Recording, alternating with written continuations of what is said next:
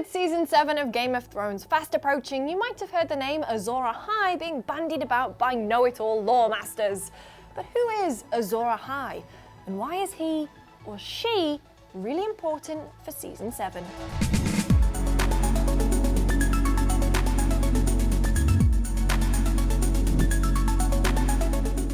Well, to find out the answer to this and many more Thrones questions, make sure to subscribe to join the GameSpot of Thrones Small Council for all the latest #hot, #Game of Thrones, #content.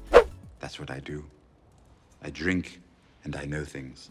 So Azor Ahai. In Westeros, he's a legendary warrior from thousands of years ago and the subject of a popular fan theory that believes he'll be reborn and play a key role in the events of Game of Thrones, in particular for Season 7. HBO have been fanning the flames for this theory in various ways. Firstly, with this official image that they released a few weeks ago. Here we see Sam and Gilly digging through some books in the Citadel Library in Old Town. The internet went full CSI zoom and enhance on it and discovered that Gilly was reading something pretty interesting.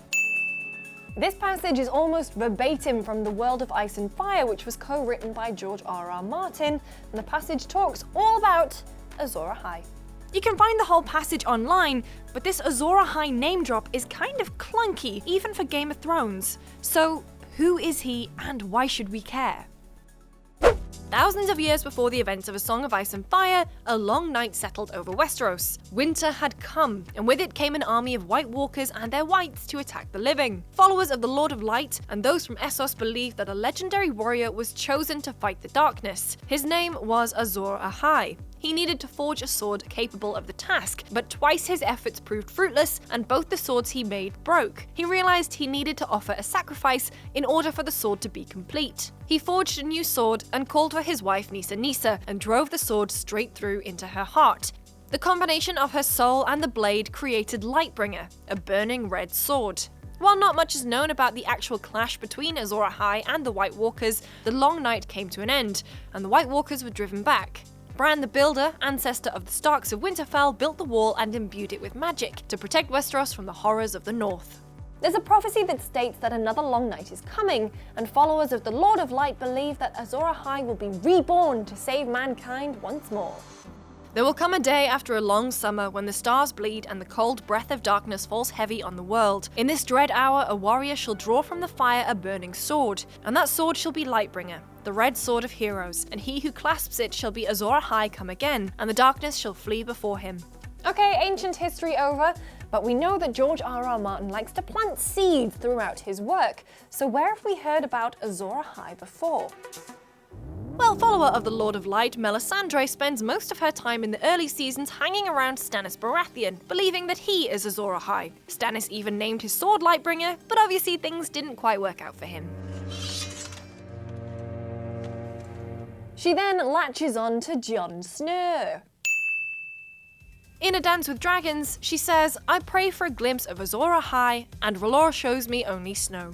Now, there's a lot more evidence than just that throwaway line. In Season 6, we finally got answers about Jon, that he is the son of Daenerys' brother Rhaegar and Ned's sister Lyanna Stark. What's interesting is that the prophecy states that Azor Ahai will be reborn under a bleeding star.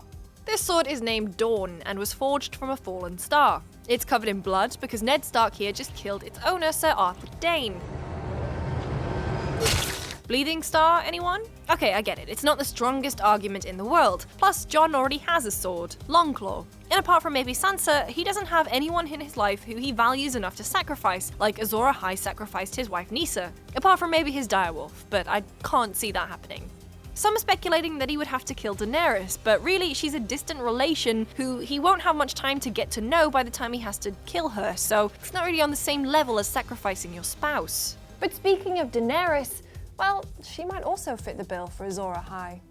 The bleeding star part of the prophecy could refer to the red comet seen throughout Westeros and Essos after she emerged from the pyre holding her dragons. In A Storm of Swords, Melisandre says Azor Ahai shall be born again amidst smoke and salt to wake dragons from stone.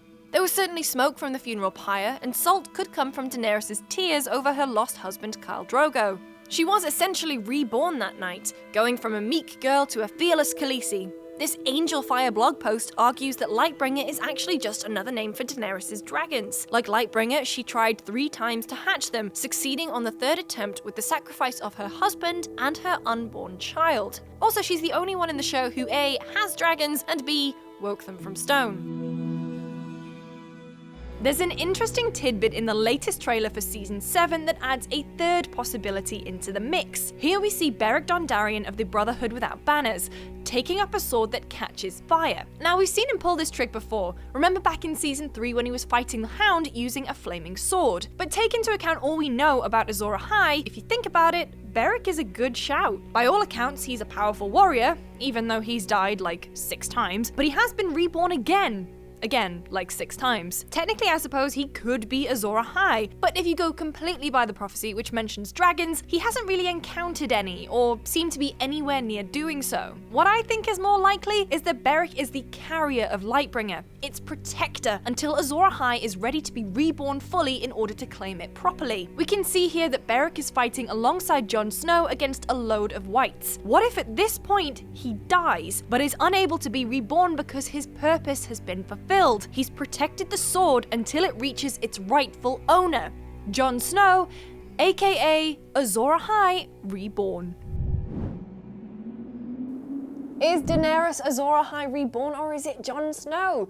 Well, with Season 7 just around the corner, we don't have long to wait to find out. And every Monday, we're going to be right here on the GameSpot Universe YouTube channel, our brand new home for GameSpot of Thrones, where we'll be discussing the latest episode, fan theories, and of course, our favourite deaths of the week. That's right, we're back. So make sure you join our small council by getting involved in the discussion. Hit us up in the comments box below or come find me on Twitter. I'm at LucyJamesGames. We'll see you then.